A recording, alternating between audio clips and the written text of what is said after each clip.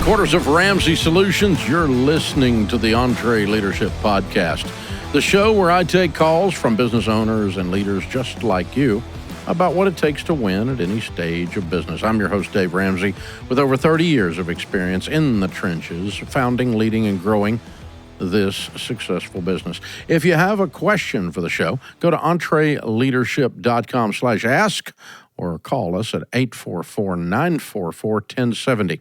The number again. Ready? 844-944-1070. Matt is with us. Matt is in Atlanta, Georgia. Hey, Matt, welcome to the EntreLeadership podcast. Yes, sir. Thank you for taking my call. Sure. What's up? Yes, sir. So I'm the CFO of an architect firm, and I manage the finances for several related businesses of the owner as well. We have a little over 20 employees. We gross anywhere from about $8 to $10 million a year.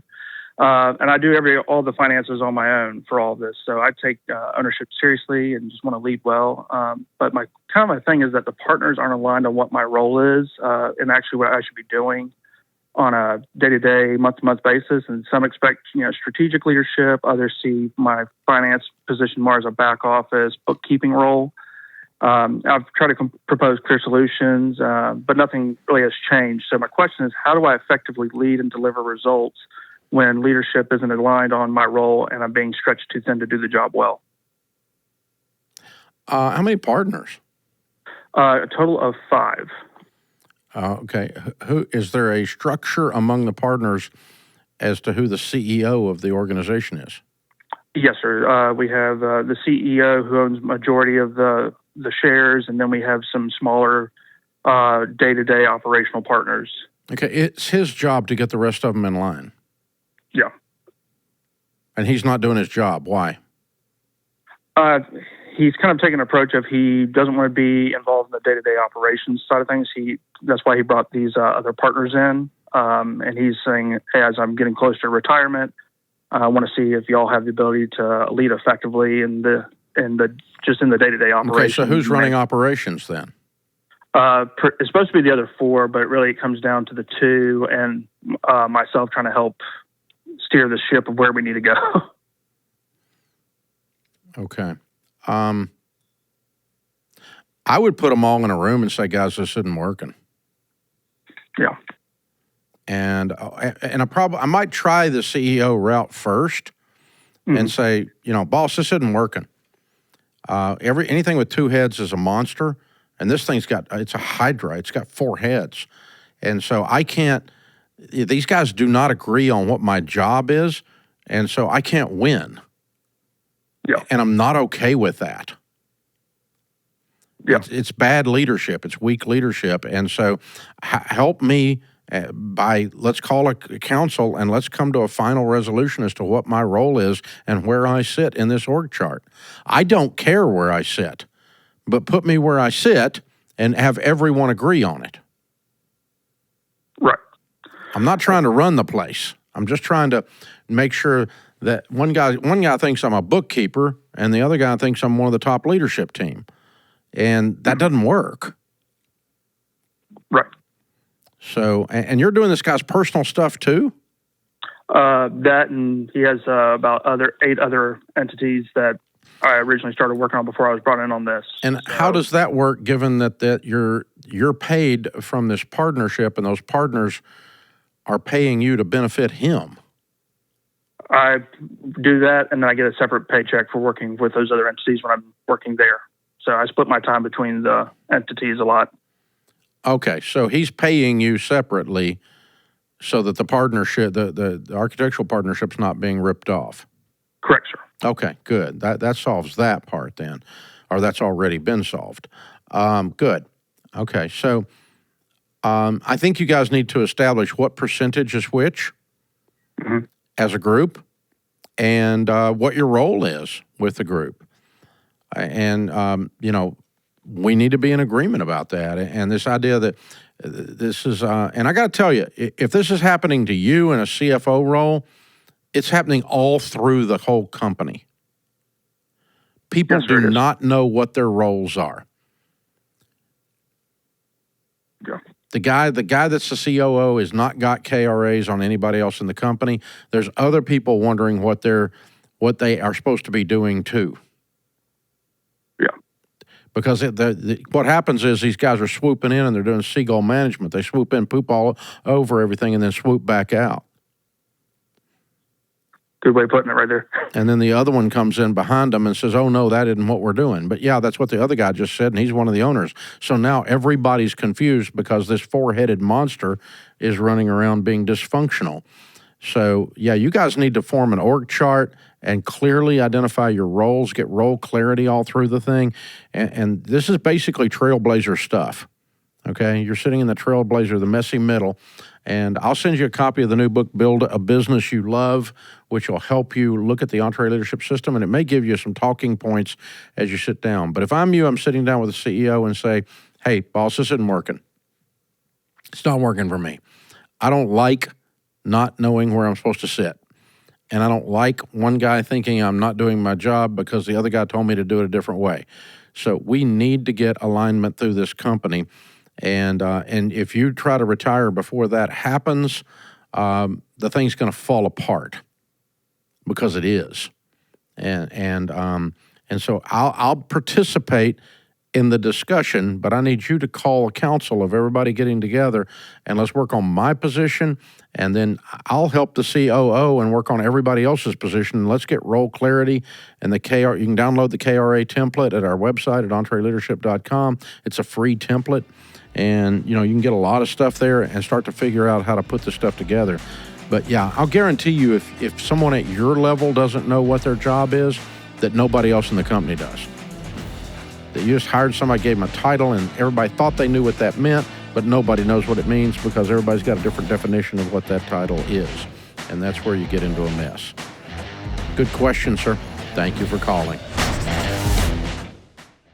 I've been running a business for over 30 years, and technology has changed a lot. Now the hot topic is AI, and I understand it might be intimidating. But like a lot of other tech that took some getting used to, AI is just a tool to help us work faster and smarter. So you'd better get on board, otherwise you're going to get left behind. NetSuite by Oracle offers AI-powered tools that help small businesses improve efficiency and make smarter decisions by bringing all major business processes into one platform. With one unified business management suite, there's one source of truth for the real-time data you need to take advantage of opportunities. Then you can forecast better, scale more efficiently, and streamline manual tasks that take too many resources away from what your business actually does.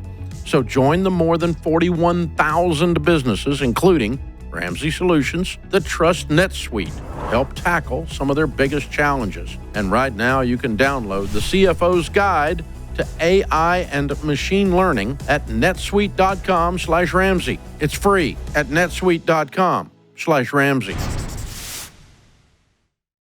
In a typical small business, you spend more money on payroll than any other expense. Your team is your largest investment, which means you got to get a great ROI on it.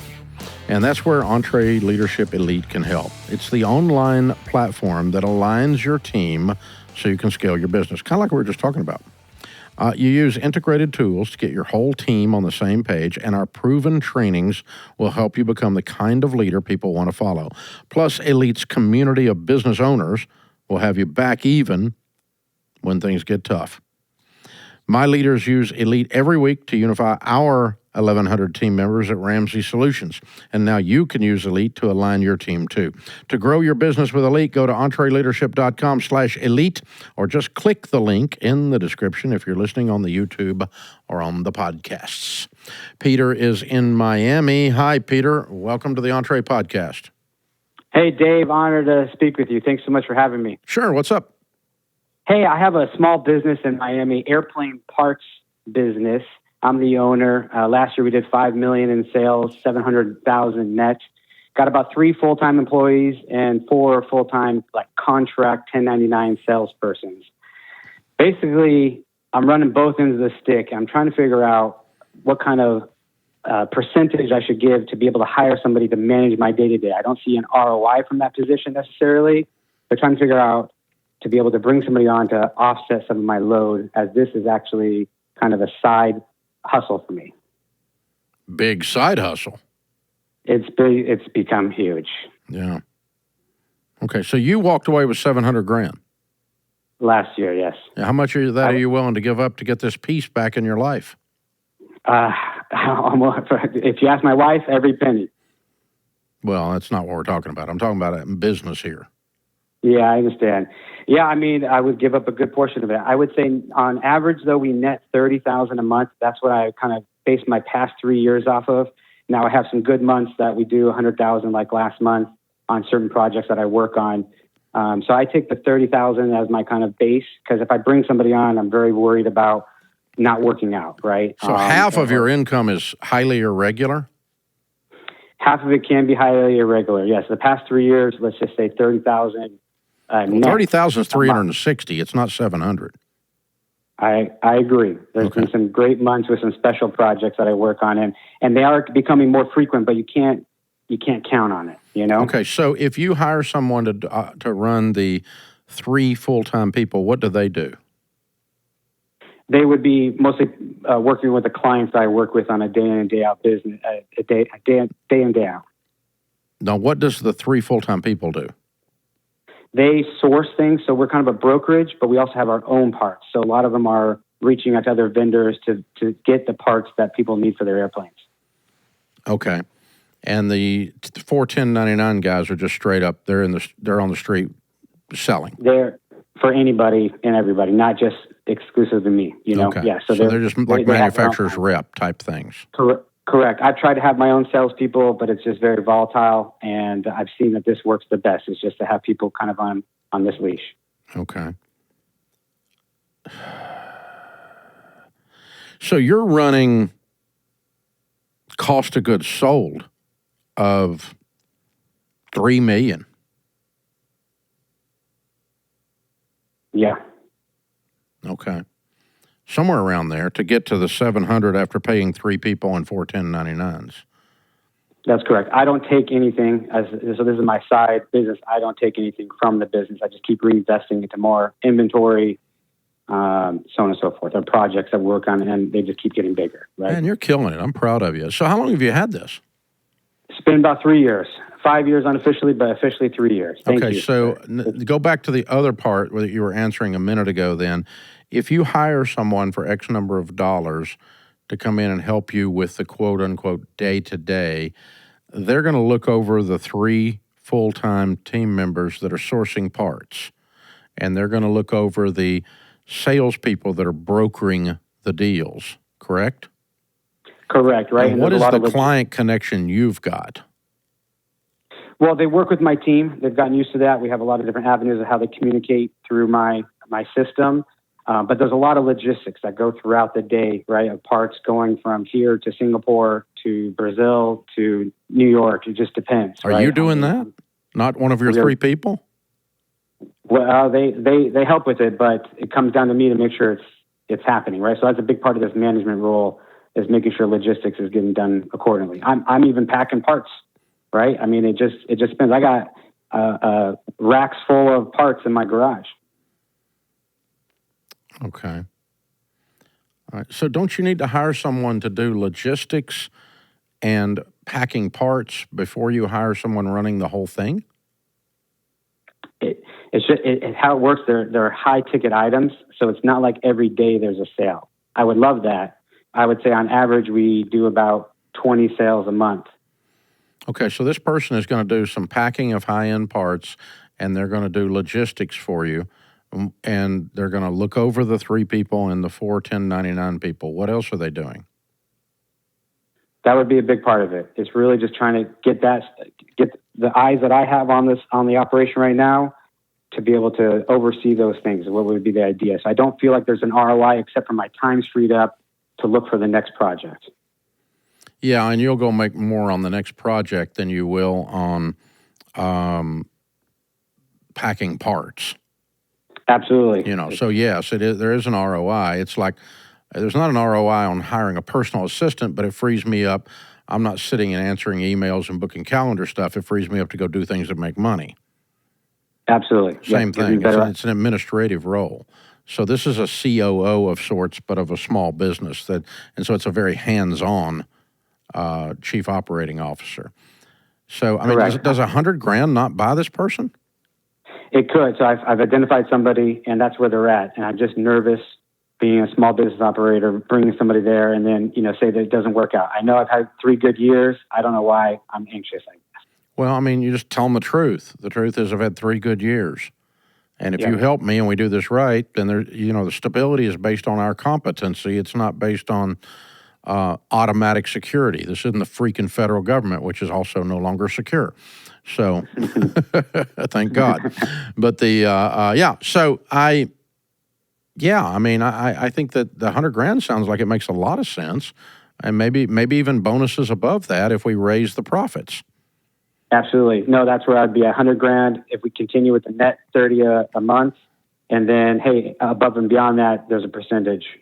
Absolutely. Yeah, exactly. Now, here's what I'm going to challenge you to do, because it took me a few minutes on the phone to get you to do it, and so you haven't done it, and I need you to spend some time on this, like budget 2 hours on this. I want you to write out in great detail exactly what this person's job is. Absolutely. Because it's still a little fuzzy in your brain, and by the time it's transferred to someone else's brain, it's going to get real fuzzy. Yes, I agree. So, I need like 5 really good paragraphs, typewritten. I need you to really sit down and go, this is exactly what I need you to do. And so there's no discrepancy between what it is you're expecting and what it is they read on that paper. Absolutely. That makes sense. That clarity will help you to cause this person to win, or to identify quickly if they're not winning because they're not doing these 5 things in these 5 paragraphs or whatever it is. This is a key results area idea that we use here, but I'm expanding it in this case because I want you to write like an essay. Yeah. Because because there's a lot going on here. You're picking up, you're the chief everything officer right now. You're the CEO. You're doing all kinds of crap. Treadmill. 1,000%. Well, it's a little past treadmill, but I mean, you're deep into Pathfinder confused for sure. And so, what caused you to level up out of that into the trailblazer is the clarity of roles, and your role is so multifaceted, and even has some things that are on it that are not detail, but they're spirit. The spirit of how you do this is this. Okay, your job is to surprise and delight the customer. Your job is to come up with ways to help us increase revenue, and then your job is to do these 6 things or 3 things or 4 things or whatever they are, and just write it out in great detail to where when they read it, they go, okay, that's what I'm going to be doing every day. And if I'm not doing that, I'm not good at my job. And that's what a key results area does. But this is a complex, because you're kind of hiring a mini-me. And so it's a complex job description, a complex key results area form that we're doing here. And I want to force you to think through exactly what you want them to do and what you are paying them for. That way they're not disappointed and you're not disappointed, because we're very, very clear on what this looks like. Man, that's a great business you got. Congratulations. It's very cool. You're making bank on it too. And by the way, quit dumping it all back into the business. Take some home and buy mama something. She'll be a little less resentful of all this. And you're making enough money to do that. This is the Entre Podcast. I'm Dave Ramsey, your host. If you want to help us out, you can do that by clicking follow or subscribe or leaving a 5-star review or sharing the show, telling people about it. You're our only marketing hope. And when you spread the word, the show grows, and you've been doing that. We know that because the show grows, and there was only one way that could have happened, and that was you telling people. Thank you. We appreciate that. Briston is in Dallas. Hey, Briston, what's up? Hey, Dave. I'm a 22-year-old CEO and 100% owner of an outdoor recreation event company. I have 2 full-time employees, 1 part-time employee, and a few contractors. My question is, how do I handle an an employee that is asking for ownership. That's how you handle it. You've got to be kidding me. I have 2 employees, and I just started this, and I'm 22 years old. We're not dealing out equity at this point. No way. You've got, what in the world? Who is this? What does this person do? So this person, they go out and they organize events for me. I originally started doing this when I was 18 years old. Started with a couple $100, and over the past 4 or 5 years, we've grown it to about $500,000. And I learned the way to make more money is by doing more events. So I hired this person on full time to manage some of the events while I What do you pay them? more. Like, are you asking like what their salary is? Yeah, I mean, do you pay them a salary? Do you pay them per event? How do you pay them? Yeah, so I pay them a salary. And recently they were doing a good job, so I gave them 10% profits on merchandise and 5% profits in the business at the end of the year. And even after doing that, giving them a raise, they still insisted that they wanted ownership. Yeah. Hit the road, Jack. No, not a chance. That's ridiculous in this situation. The last thing you need is a partner. You need somebody to sell events. And somebody got confused. The tail's not wagging the dog. So that's not the way it works. You're the dog, man, and he the tail.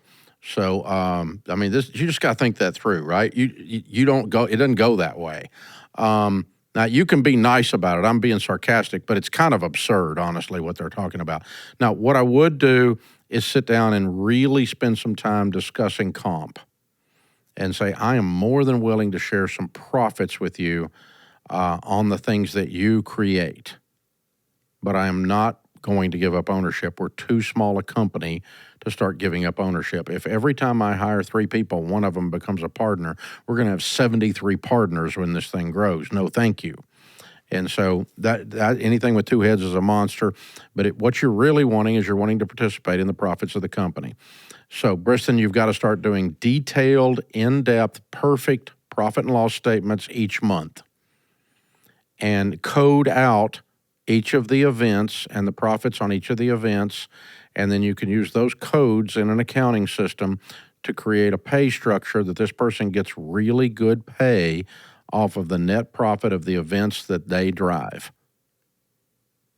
And I don't mind increasing their pay, and I don't mind them getting paid based on what they kill and drag home.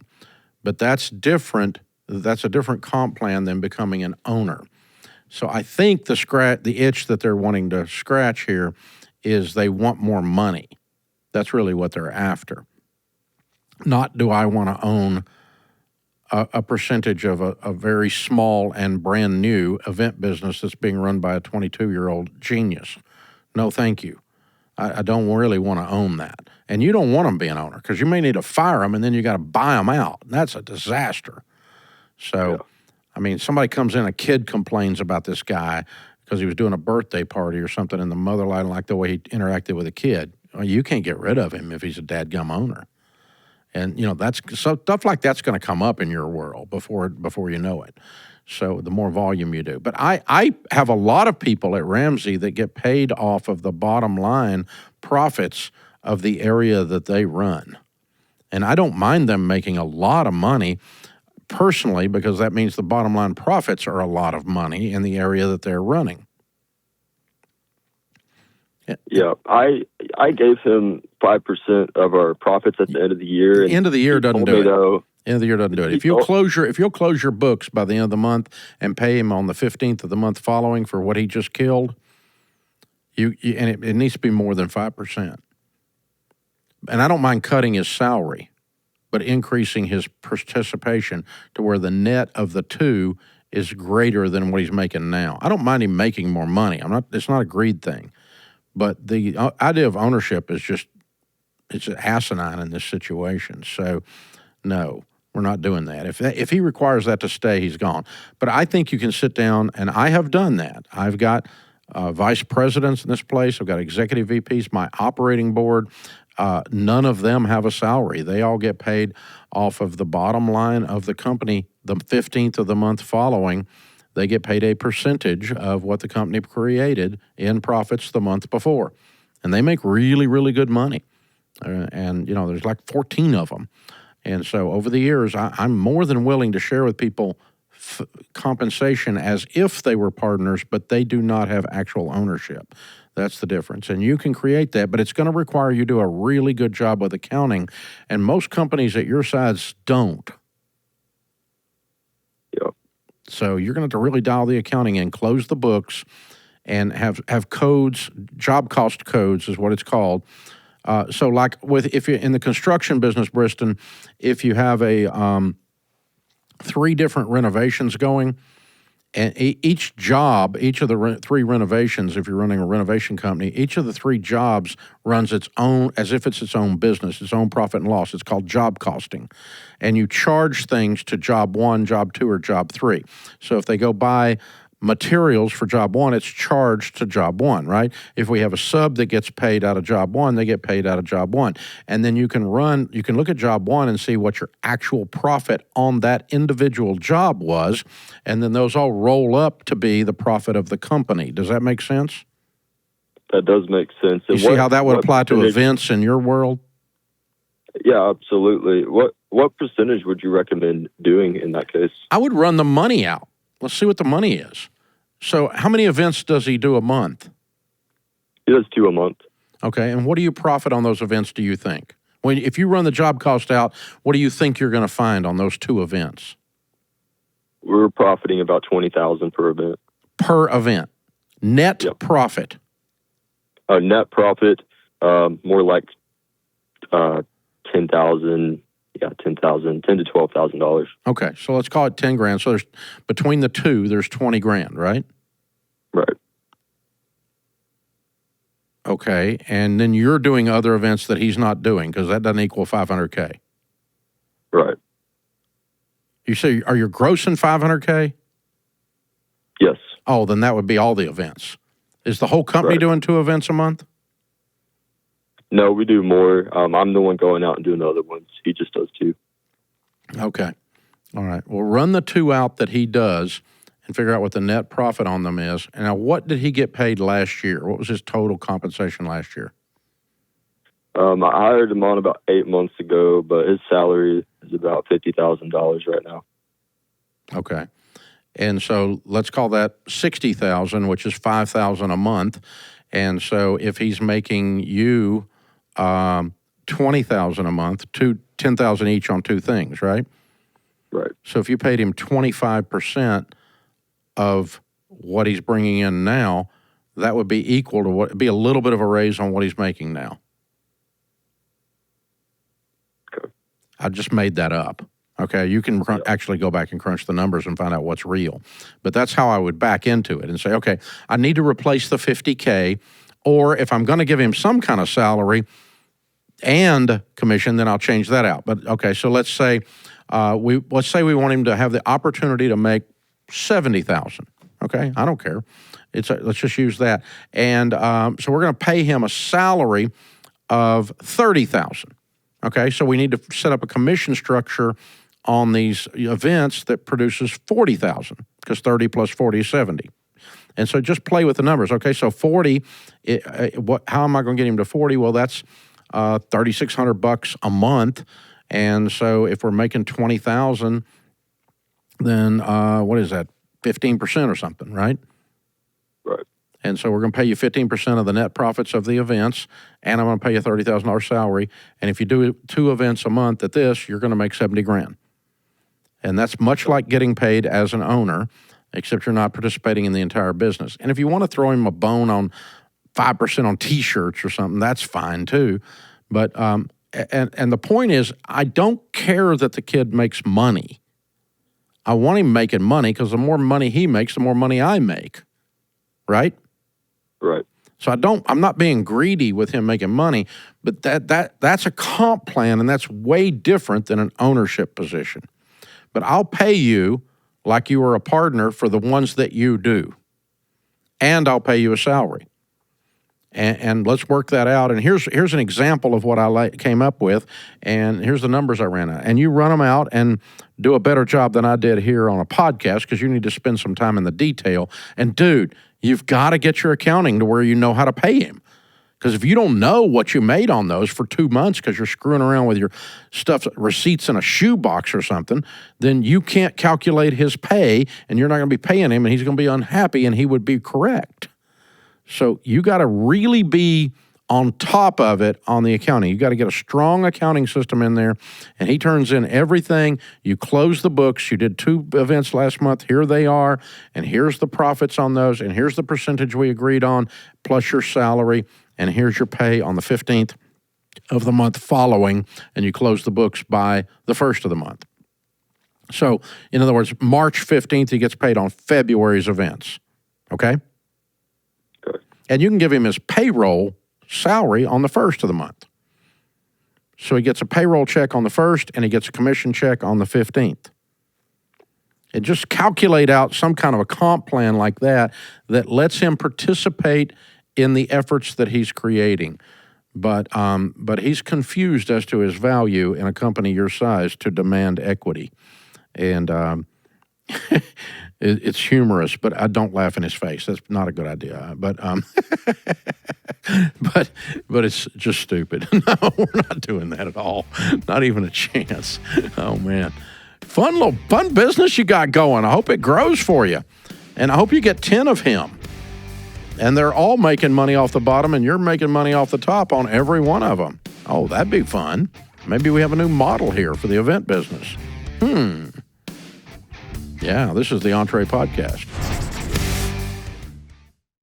Thanks for hanging out with us, America. This is the EntreLeadership Podcast, where we are small business people helping small business people. The only difference is we're not quite as small as we used to be. So we're further along the 5 stages of business that we outlined in the #1 best-selling book, The EntreLeadership System, which the book is called Building a Business You Love. Be sure you check that thing out. It's I'm proud of that book. It's a good book. I'm really proud it was a #1. Todd is with us in New Hampshire. Hey, Todd, welcome to the show. How can we help? Thank you. I am the founder and CEO of an entertainment lighting and installation company that's been in business for 40 years with a top-line revenue of $20 million and 42 full-time employees. My question is, how can I successfully transfer my business to my daughter while preserving my estate and considering my other 2 children who are not involved in the business?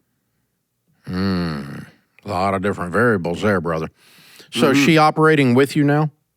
Yep, she's been here about 2 years, and she's doing fantastic. Okay, so we got leadership and succession plan kind of in mind and heading off. What are the other 2 kids doing, and what's their status relationally? Great. I mean, they're just in different fields. One of them is in IT, and the other one has her own jewelry business, and they're both doing great and very happy. So, Okay. And do you have other assets? We do. Our whole estate, I think, including our business, is $22 million, and I think it's $10 million. The business is estimated at about $10 million and $12 million in a mix of real estate and cash. Okay. So the business is estimated at $10 million, and then there's $12 million of other stuff. Yep. Okay. Well, if you do, are you married? Yep. My wife is part owner. We share the ownership. Yeah. Okay. Have you been working on estate planning from a tax perspective with an estate planner yet? So not really. We've talked to some estate planners. They've suggested things like idiots, and we looked at that. You don't need any of that.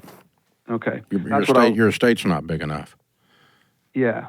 Okay. I mean, today you have 14 million, 13.99, and your wife has 13.99. So you've got 28 million you can transfer with 0 federal estate tax between the 2 of you with a simple AB marital trust, it's called. It's a very simple transaction. Now, when you get above today 28 million, then you've got a problem. So is your business growing? Yes. How old are you? I'm 63. Are you healthy? Yes. Okay. So we're going to get into a whole bunch of weeds here. You ready for the weed eater? Okay. Before you go to the weed eater, I think I might have misspoke. We do have a revocable trust set up that's pretty current right now. Okay. Have you moved the business into the trust yet? Yes. Okay. So the real estate you and the business is in the trust. oh, okay. All right. Yep. So you've already frozen that from an estate planning standpoint. So you're not going to have an estate tax issue. Right. We have the cash in there too, like any extra cash. You're not going to have an estate tax issue because you've already moved it, and if it grows beyond 28 million, it doesn't matter the value of the real estate or the value of the other. The only thing that you'll pay taxes on is on the basis, and there's no taxes on the basis because it's under 28 million, assuming you've done a simple marital trust to go with your revocable trust. So the marital trust is that your 14 million, if you die before your wife, is left to her in trust upon your death. Her 14 million she can leave to the kids, and then she can leave your 14 million to the kids upon her death. In the meantime, she can live off of the 14 million that was in your trust. So that's a simple AB trust. That's how that works, okay? Does that make any sense? Yes. Okay. Then, on top of that, if the stock of the LLC and the ownership of the real estate has moved into a trust, the value at the time you moved it into the trust is frozen in time forever on the irrevocable trust, which keeps, in other words, if the real estate goes up in value or the business goes up in value to breach that 28 million, it doesn't matter because it doesn't count. It's not in your estate anymore. You've already moved it out of your estate. I moved 99% of Ramsey out of my name 16 years ago for that reason. Okay. I'm in a revocable trust right now. You have an irrevocable trust? Well, I have a children's trust set up that owns Ramsey. Okay. 99%. I own 1%. I own the voting stock. Yeah, that's smart. One of the lawyers told me to split off 4 voting shares, and then I can set that to my daughter that's in the business, and then she could control it when the time comes. Yeah, then that brings you to the other question that you guys have to answer as a family, and you can answer this one of 2 ways. I have a friend who is Gen 2. He's in his late 50s, and the company's probably worth $50 million or maybe 100, somewhere in there. I don't know exactly, but it's doing really well. And his dad dictated that unless you work in the business, you don't inherit any of the business. Okay. So his brother, who's not in the business, has no ownership in it after his dad passed. Okay. I, on the other hand, did it the other way. I left it to my 3 kids to own it, regardless of whether they work here. And then to the grandkids to own it, regardless of whether they work here. So there's 2 different hats they wear. They wear an owner hat, and then there's the leadership team hat that takes direction from the 3 owners. Gotcha. And so when I'm gone, the Gen 2 of the three Gen 2 Ramseys will dictate to the leadership team how Ramsey is run. And at this stage of the game, one of them is Daniel, and he's the president. So he works for his 2 sisters and him as an entity. Does that make sense? Yes.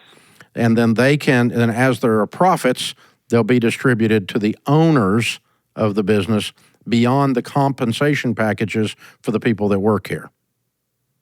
So, for instance, your daughter could get a percentage of profits in the future as the CEO when you're gone, and then the profits that are left over after she gets compensated for her CEO package could be distributed to the three ways.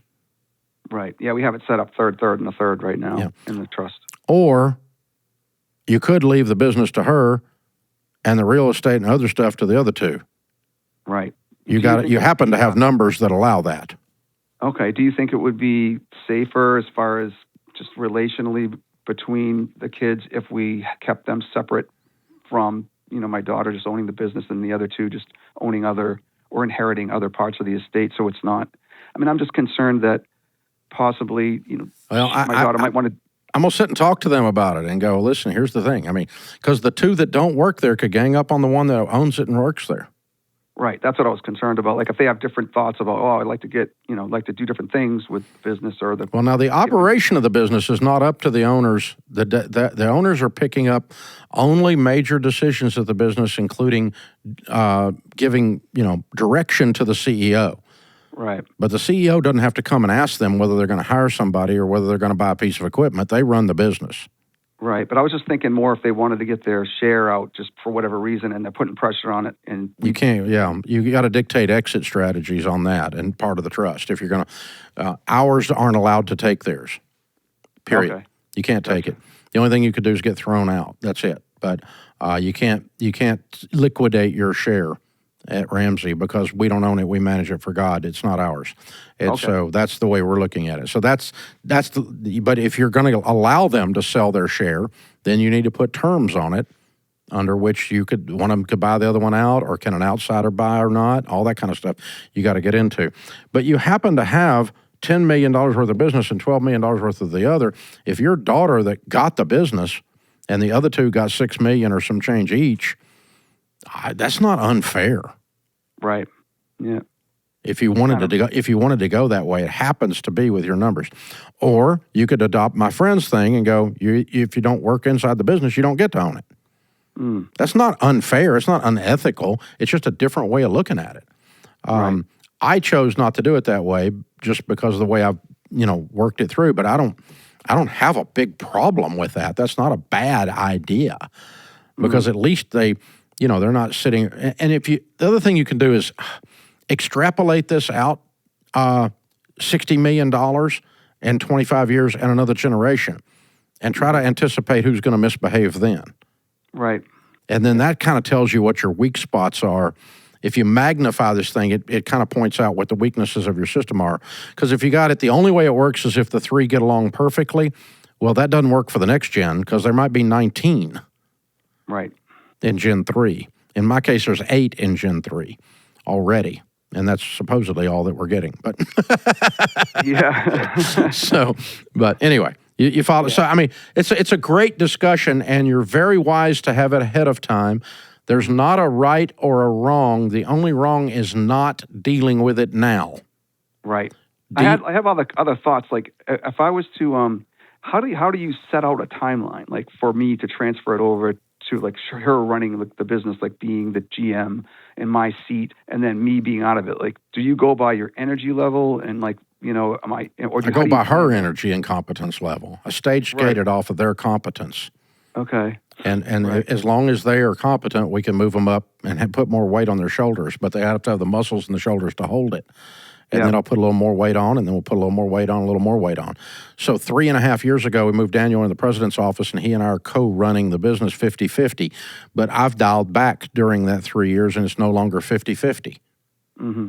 I'm not as day-to-day in the operations as I was 3.5 years ago.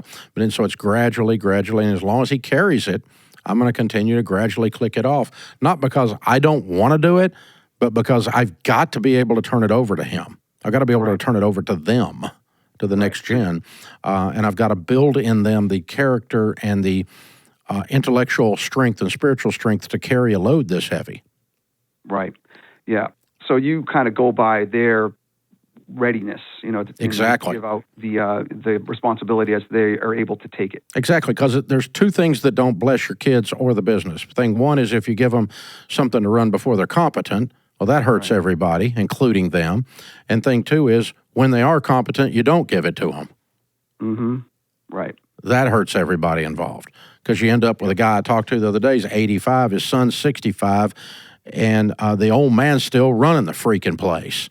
Yeah. He's basically neutered his own kid. Gotcha, yeah. He's 65 years old. He's never run anything. My God. You know? And that's pitiful.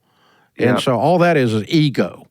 And so he should have turned that stinking thing over 20 years ago is what he should have done when the kid was in his 40s and the old man was in his 60s. And then they had a good, steady flow of conversation. And now what you've got is all this weird nepotism garbage going on, and I don't think the business is going to make it. I think they're going to fail because of their personal weaknesses. But that's what you're facing is those kinds of decisions. But you're brilliant, Todd, for being proactive in this and making the decisions. There's not really a wrong decision, except giving it to them too soon or too late by not being proactive. There's not a wrong decision whether you make them run it together, or you split it off and let her have it, and you split the other assets off to the other way. In our case, Sharon got nothing out of the business when I die. The kids get it that day. The next Gen 2 gets it. Sharon's got other assets to live on while she's alive, plenty of them. So, and she doesn't continue to run this. And so that sets her up. And since all of my estate planning is presupposed on I die first, I am watching over my shoulder. I can just tell you that. So that's fun stuff. Hey, guys, this is great. Great discussion, Todd. Hey, folks, remember, better a wary warrior than a quivering critic. This world needs more high-quality leaders, so take courage and lead. I'm Dave Ramsey, your host. Thanks for listening to the EntreLeadership Podcast.